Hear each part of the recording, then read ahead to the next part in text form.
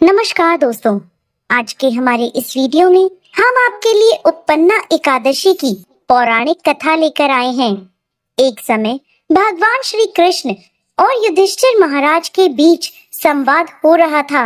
युधिष्ठिर महाराज कहते हैं, हे भगवान, आप कहते हैं कि सहस्त्र यज्ञ करने से जो फल प्राप्त होता है उसकी तुलना मात्र एक एकादशी के व्रत से मिलने वाले फल से नहीं की जा सकती। कृपा कर मुझे मार्गशीर्ष मास के कृष्ण पक्ष में आने वाली एकादशी के महत्व को बताएं कि यह एकादशी इतनी विशेष क्यों है और किस प्रकार यह इतनी मंगलमय बनी है। इसके उत्तर में भगवान श्री कृष्ण कहने लगे, मार्गशीर्ष मास में कृष्ण पक्ष में आने वाली एकादशी पर एक भक्त को एकादशी व्रत करना प्रारंभ करना चाहिए। इसे उत्पन्ना एकादशी कहते हैं। इस प्रकार भगवान ने उत्पन्ना एकादशी की व्रत कथा शुरू करी।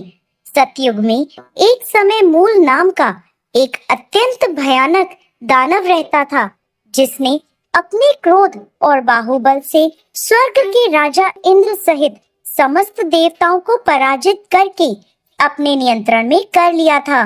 इसलिए इस स्थिति में मुक्ति प्राप्त करने हेतु ब्रह्मा जी की अध्यक्षता में सभी देवता भोलेनाथ के पास पहुँचे और स्वयं को बचाने के लिए भोलेनाथ से प्रार्थना करने लगे। तब भगवान शिव बोले, हे देवराज इंद्र, इस घोर कष्ट की स्थिति में आपको केवल भगवान श्री हरि मुक्ति प्रदान करा सकते हैं। इसलिए आप उनकी शरण में जाइए, वो अवश्य आपको संरक्षण प्रदान करेंगे। यह सुनकर सभी देवगण भगवान श्री हरि की शरण में क्षीर सागर पहुँचे। वहां जाकर उन्होंने भगवान विष्णु से प्रार्थना करी और कहने लगे, हे कमल नयन, हे मधुसूदन, आप सर्वज्ञ हैं। आप सदैव अपनी शरण में आने वाले की रक्षा करते हैं।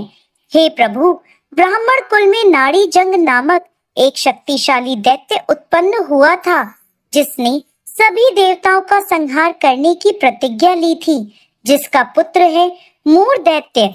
इसकी नगरी का नाम है चंद्रावती और इसने त्रिलोक में हाहाकार मचाया हुआ है। सभी देवताओं को पराजित कर इसने अपने पराधीन कर लिया है। हे पृथ्वीपति, अब आप ही हमारी रक्षा करें। यह सुनकर भगवान श्री हरि क्रोधित हो गए और उन्होंने सभी देवताओं से कहा कि वो इसी क्षण चंद्रावती पर आक्रमण करें और भगवान स्वयं इस युद्ध का नेतृत्व करेंगे। जब मूर दैत्य ने सभी देवताओं को अपने नगर की ओर आते हुए देखा तो वो अपने सैनिकों के साथ गर्जना करता हुआ आगे बढ़ा। भगवान और मूर दैत्य के बीच भयंकर युद्ध हुआ। मूर दैत्य ने अपनी मायावी शक्तियों का प्रयोग किया और भगवान श्री हरि उसे परास्त कर रहे थे। इस प्रकार देवताओं के 1000 वर्ष तक यह युद्ध चलता रहा। इसके बाद भगवान ने अपनी एक दिव्य लीला प्रकट करी। भगवान अचानक युद्ध क्षेत्र से अदृश्य हो गए और बद्रिका आश्रम में चले गए। वहां उन्होंने हेमवती नाम की एक अत्यंत सुंदर गुफा में विश्राम करा। जब मूर दैत्य को ये बात पता चली कि भगवान विश्राम कर रहे हैं, तो उसने निश्चय किया कि अब वो भगवान श्री हरि का वध उसी गुफा में करेगा। ऐसा निश्चय कर वो गुफा में पहुंचा। उसी समय भगवान के शरीर से एक अति तेजमय कन्या उत्पन्न हुई। यह बिजली के समान तीव्र और समस्त अस्त्र शस्त्रों से सुसज्जित थी। इस कन्या ने मूर दैत्य को युद्ध के लिए ललकारा।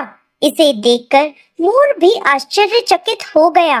वो युद्ध की ललकार को भी अनसुना नहीं कर पाया। उसने भगवान को छोड़कर उस कन्या से युद्ध प्रारंभ कर दिया। अचानक उस कन्या की कांति ने मूर दैत्य का नाश करते हुए उसका सिर धड़ से अलग कर दिया, जिससे उसकी मृत्यु हो गई।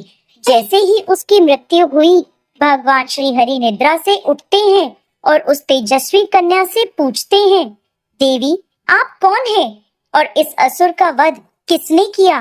तब वह अपने हाथ जोड़कर विनम्रता से कहने लगी, हे पूर्ण पुरुषोत्तम भगवान श्री हरि, मैं आपके ही दिव्य शरीर से उत्पन्न हुई हूँ और यह असुर आपको क्षति पहुंचाना चाहता था, इसलिए मैंने इसका वध कर दिया। यह सुनकर भगवान अत्यंत प्रसन्न हुए और उन्होंने कहा, हे देवी, आपने सभी देवताओं को इस महान संकट से बचाया है और आपके इस पराक्रम से मैं अति प्रसन्न हूँ। आपको जो भी चाहिए मुझसे मांग लीजिए। यह सुनकर वो कन्या बोली, हे प्रभु, यदि आप मुझसे प्रसन्न हैं, तो मुझे वरदान दीजिए कि आज के दिन जब मैं उत्पन्न हुई हूँ, जो भी व्यक्ति आज का उपवास कर आपकी पूजा आराधना करे, उसके समस्त पापों का नाश मैं कर सकूं। जो भी व्यक्ति आज के दिन संध्या के समय भोजन ग्रहण करे या संपूर्ण उपवास का पालन करे, आप उस व्यक्ति को संपत्ति, सुख और मोक्ष प्रदान करें। ये मेरी इच्छा है। यह सुनकर भगवान बोले, हे देवी, आप मेरी आध्यात्मिक शक्ति के रूप में कृष्ण पक्ष के 11वें दिन उत्पन्न हुई हैं। इसलिए संसार आपको उत्पन्ना एकादशी के नाम से जानेगा। इसके बाद से हर माह के 11वें दिन को एकादशी के नाम से जाना जाएगा, जो मेरा अति प्रिय दिन होगा। इस दिन मेरी पूजा अर्चना करने वाले को सर्व सुख और मोक्ष की प्राप्ति होगी। जय श्री हरि विष्णु।